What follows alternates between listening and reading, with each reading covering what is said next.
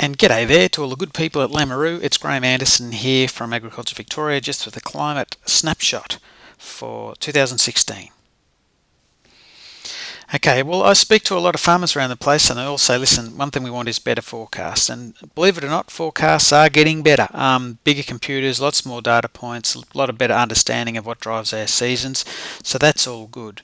But there's also important, it's about improving our climate literacy so we understand forecasts. And that's sort of part of what today's talk's a little bit about.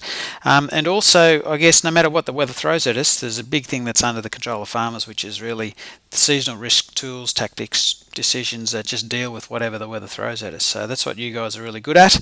And I guess really today is just a bit of a quick update, and it's brought to you, I guess, by a new project which is around just improving how we get good climate variability information out in the hands of farmers. So just a quick review, March rainfall in South Australia. So we can see here anything over the yellow is more than 25 mil. So you can see a bit of a zone here of 25 mil and less, but also some areas which got over 50 mil during March. So some places off to a good start already. Now here we've got summer rainfall, December, January, February for South Australia. I'll just explain deciles. Decile 1 is where the rainfall for summer was the equivalent of the driest 10% of summers, and decile 10 is where it's rained somewhere and it's the equivalent of the wettest 10% of summers, which is some parts up here. But largely you can see a lot of average, and a few places got a bit wetter, and a few places just sitting on decile 2, 3. Just looking at the last 12 months, so 2015, we can see there's a bit of a mixed bag around the place. Down further south, a lot of decile 1, which is driest 10% of years, and you can see you didn't have to travel too far to your north, and you had places which were actually up to decile 8, 9 or 10. So very event driven last year, and some areas getting dry, but some areas having some good rainfall. If we look at the last 2 years, so that's 2014 and 15, we can sort of see again that similar pattern, dry area. Some areas here in Western Victoria, Southern South Australia, lowest 2-year period of rain on record. But again, you don't have to travel too far north where it's been largely average. So we'll talk a little bit about what's behind that. We all remember 2010-11, that was the wettest 2-year period in Australia's history, and it wasn't just wet in your part of the world, it was wet all the way up to Northern Australia. So one of the big things we'll talk about is where did all that moisture come from, and what's the difference between these really wet years and dry years. So we'll talk about where all that moisture came from. And there's a longer term story too, especially for parts of southern Australia. This is just referring to that sort of growing season rainfall, April to October. But since 97, compared to longer term records, parts of southern Australia has had a fairly dry and lowest sort of growing season on record. So we're in a bit of a period where that's happening a bit more often. Also, you don't have to go too far north where that's been more like the long term average. So we'll just talk about what the climate scientists think's going on there. Here's Lameroo's rainfall record going back to 1900. So you can sort of see here, this is 1900, and this is an anomaly graph. So basically this line has been drawn through the long-term average, which is 382 millimeters, and this is last year's rainfall here. And you can see there's great variability from really dry years through to really wet years above over 500 and 600 mils. So a lot of variability in the record. Probably looking at that sort of last 10 years, you've had you can see those couple of wet years, the 10 and 11, and a few dry ones in the mix there. But we'll talk about what is the difference between one of these years versus one of these wet years. Where's all that moisture come from? That long-term Lameroo record here, we've got the summer rainfall. So that's December to February, average 66 mil. But again, you can see a lot of variability, a couple of really wet summers there in the early 70s, and again that wet summer 2010-11, but a lot of variability there, no sort of clear trends, just it's welcome whenever it happens. Autumn rainfall, long-term average at Lameroo 85 millimeters. Again, a lot of variability in autumns. A drier patch there before World War II. Probably we see this more common to be drier autumns. There's a bit of this in southeastern Australia, but probably if you look at the last 10 years, Lameroo's probably had a number of decent autumns there to match up some of the drier ones. So that's not a bad record. Winter rainfall, again in that 125 millimetres, the long-term average. Plenty of variability in there. Probably just a run of years there at Lameroo where winter rainfall's been a bit drier than that long-term average. And springs at Lameroo, again, a lot of variability in our springs, 105 mil, the long-term average. But again, I guess you've got a bit of a cluster here of springs which weren't ideal. Still, you've had sort of 3 decent ones thrown in there in the last 10, so we'll talk about what's going on with some of that. Now, here's the 4 big drivers of our wetter or dry years. You can see here weather events circulating around southern Australia, the southern annular mode, lots of cold fronts there, and they're really important triggers for rainfall. But one of the things that's typical of wetter years is we get a much better flow of moisture out of these really warm oceans. We've got El Nino Southern Oscillation. Some years it sends us a lot more moisture, and they're La Nina years, and other years, the El Nino years, the moisture flow is broken down or it heads the other way. So that moisture is a really key part, that it not only is it the weather events we get, but also is there a good feed of moisture coming in for winter and spring rainfall. And the same with the Indian Ocean dipole. It can be really helpful some years for moisture flow, or other years it doesn't play ball. In drought like 2006, we had an El Nino in the Pacific, less moisture from here. The IOD was also in its dry phase, so there's just less moisture to make rain in those sort of winter-spring periods. In spring 2010, La Nina in the Pacific, plenty of moisture barreling in, and the IOD was also in its wetter phase. It had plenty of moisture as well, so in those years they're really wetter. So I guess part of seasonal forecasting is around understanding the preconditions for how these oceans are setting themselves. Now, just to show the effect of some of these oceans on moisture flow, we're just looking at a dry pattern here from September 2006. Now, what we're looking at is a sea surface temperature anomaly map. Now, these oceans along the equator are always a lot warmer than swimming down the south here, but this is an anomaly map. So it's just showing areas of ocean that are warmer or cooler than long-term record back at September 2006. And you can see here these sort of warmer colours, that's where an area of ocean might be 2 degrees warmer than its long-term average, and this blue colour is where an ocean's cooler than average. Now, here we've got back in spring 2006, dry year, we had the El Nino there in the Pacific. You see all the warmer water over there, but notice around northern Australia we've got a lot of cooler than long-term average water there, and in those years basically more of the moisture is happening where the warmest of those oceans are at the equator, so where the warmest water pops up. And so in those particular years there's just a bit less moisture that's feeding into our rainfall patterns down in southern Australia. Now, what I want you to do is just have a quick look at this area to the north of Australia and watch as we look at say the wetter spring of 2010. See if you notice any difference. Well, there you go. That's you can just see the difference. Big La Nina there in October 2010. Cooler water over here, but really warm oceans over this side, which means plenty of moisture being generated by the warmer ocean feeding into our weather patterns. So that's just one of the things that's behind these, I guess, seasonal forecasts, and it's particularly important for our part of the world in that sort of late winter and into spring about how much moisture those oceans are sending our way. Now, what we'll just look at is we'll look at see what's happened in your district in those previous El Nino and La Nina or Indian Ocean dipole events. And one thing to remember is that in normal long term, a third of the years are deciles 1 to 3, in the dry deciles. A third of the years are wetter in decile 8 to 10, or a third average. So we'll just look and see if there was any difference in these El Nino or IOD years. Well, when we look back through the records at Lameroo, usually in sort of August, October, a third of years were decile 1 to 3, so that's a dry third of years. These are the average years and these are the wetter years. But when we just look at the previous 29 El Nino years and we go and look at Lameroo's August, October rainfall, you can see that actually there's more than just a third of those springs were in the drier deciles, so it's probably almost half of them. But you can still see the odd El Nino, there was still a wet year, so it just meant there was a moisture source coming from somewhere else. But you can see the parts of Australia that's usually drier when the Pacific Ocean's sending us a bit less moisture. In La Nina years, when there's a bit more moisture coming out of the Pacific Ocean, you can see where it tends to be a bit wetter. And again, in those years at Lameroo, rather than just a third of those years being decile 8, 9, 10, when we look at those specific La Nina years, actually half of them were in the wetter deciles. So that's certainly its fingerprints are on those sort of springs in Lameroo. But you can still get a dry year, and that just means that something like the pressure pattern is set up. So there's still plenty of variability in that pattern.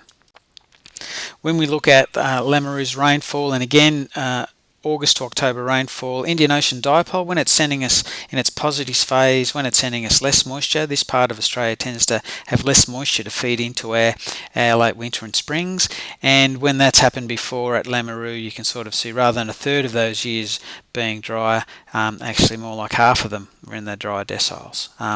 And when actually the Indian Ocean dipole is sort of on its wetter phase, it can be quite helpful for rainfall in southern Australia, and you can see that rather than a third of those years being wet, a really strong signal for wetter springs at Lameroo. So worth keeping an eye on what the Indian Ocean and both those oceans are up to in terms of sending moisture down your way. Now, seasonal forecasts, I had a farmer just say that really it's a bit like getting the minutes of the latest Reserve Bank board meeting, and I think that's a really good way to put it, that there's never any guarantee what actually happens, but if there's some background information or commentary on what those oceans to our north are up to, and whether they're in a more helpful mood for winter spring rainfall or a less helpful mood, it's probably just worth knowing about it so you can feed into your planning for the different spring finishes you might be getting in your part of the world. And one of the things too about seasonal forecast, autumn usually is a less predictable time of the year than it is in the winter and spring. These oceans are still setting themselves up at the minute, but once we get to sort of winter, we've got a better idea about whether the Pacific Ocean's going to zig towards wetter or drier phase, and the same for the Indian Ocean. And I'll make the analogy, it's a bit like AFL footy season. I've got friends who are very keen Richmond supporters, and in February, March, they're always very excited about where they're going to be at the end of the year, but there's nothing like just seeing how your team's form is travelling. Once you get to June, July, you've got an idea of whether your team's going to be top four or bottom four. So it's a bit the same with the oceans, and that's why it's good to read that commentary as you go through the season. And we provide a bit of that commentary too. The break and the fast break newsletter, Dale Gray, our seasonal risk agronomist, does a great job of those, and I'll show you where you can keep track of some of that in terms of how these larger climate drivers are shaping up from one year to the next. And one of the things that are in the fast break, we've got a table here, and I'll just explain what this is. This has just been done for South Australia, and basically here along the top we've got a number of the different global seasonal forecast models. So we've got the European seasonal forecast model, the Bureau of Meteorology Australian model, the Japanese, a couple of USA ones, NASA, Japanese. All of those are a different outlook on seasonal forecast. Now these will run in March or May. This is actually the forecast month, so April, May, June, April, May, June, March, April, May. And this is where they're saying, well, what's happening out in the Pacific Ocean? So there's a number of oceans they're thinking for the next few months it's still a bit of an El Nino that's starting to cool off. The eastern part of the Indian Ocean, most of the models they're saying, well, that area of ocean up to the northwest of Australia being warmer, and their predictions for autumn rainfall for South Australia, well, you can see there's a number of them through there that have got a hint of slightly wetter in your part of the world. So fingers crossed that comes through. So it means there's a few things that are in our favour, a bit better than this time last year. Still no guarantee when the autumn break actually happens, but at least it's just saying some of the background conditions there are going to be helpful. Now this is just looking at that same table, but it's for the 3 to 6 months out, and that's these are those same models, but Dale's just crunched these looking at July, August, September and what they're thinking. So it's good to keep track of these from one month to the next. Basically though, as the season gets on, there's a couple more models they're thinking that El Nino will cool down, and they're just sort of a bit of debate of whether it might be a La Nina or not, so we'll have to stay tuned with that one. In the Indian Ocean, there's again that water still remaining warm, which is sort of potentially useful for us, so that'll be something to watch this year. And again, there's still a couple of models there that are hopeful that there'll be a bit of better moisture flow later on the year, so stay tuned with those forecasts as they get updated each month. So what's happened in the year following previous El Nino events? So we've had the big El Nino last year. So what's happened in Lameroo? Dale Gray's kindly crunched these numbers for us. These are years when there was an El Nino, and basically what is just basically done is taken the following year and seen, well, what's happened at Lameroo in terms of April to October rainfall. And in the year after El Ninos, we can see that basically the blues meaning the wetter tercile, so that's decile 8, 9, 10 years. These are the average years, and these are those dry years. So probably the years following El Ninos at Lameroo, which is pretty typical for a lot of southeast Australia, tend to be average or wetter. There's been a few occasions where they've doubled up with another dry year, and you can sort of see, I guess, there 2009, 2006 were recent ones there, but hopefully it basically means that as the El Nino breakdowns, there's always a chance that those warmer oceans and a bit of extra moisture pops up over our part of the world. So fingers crossed that happens this year. Now, any curveballs, what I've been talking about is largely just good old-fashioned variability. I guess one of the things that's a little bit different at the moment, which is around this longer-term temperature record. You can see back to 1910 up to last year, and see temperature does vary up and down, and even El Ninos and La Ninas tend to vary it, where La Ninas are cooler and El Ninos are a bit warmer. But each decade, basically since the 50s, has been a little bit warmer. And the main thing that's, I guess, a bit of a challenge for us is really around spring temperatures. When we're looking at spring maximum temperatures for South Australia, and you go back through the last 100 years, certainly in those, you look at the last 4 springs, we've had a number of them between 2 and 3 degrees warmer than that long-term average. So that basically is just summer arriving a bit earlier. And if we've got plenty of moisture, that's perhaps not so bad. But if it's years where things are a bit dry, it just brings a finish to the spring a bit quicker. So that's one thing that's probably a little bit different to just long-term variability. Also, with that, while we've got warmer days, the issue of frosts and late frosts is still a bigger risk as ever, and I guess that's one of the things that we're dealing with too about.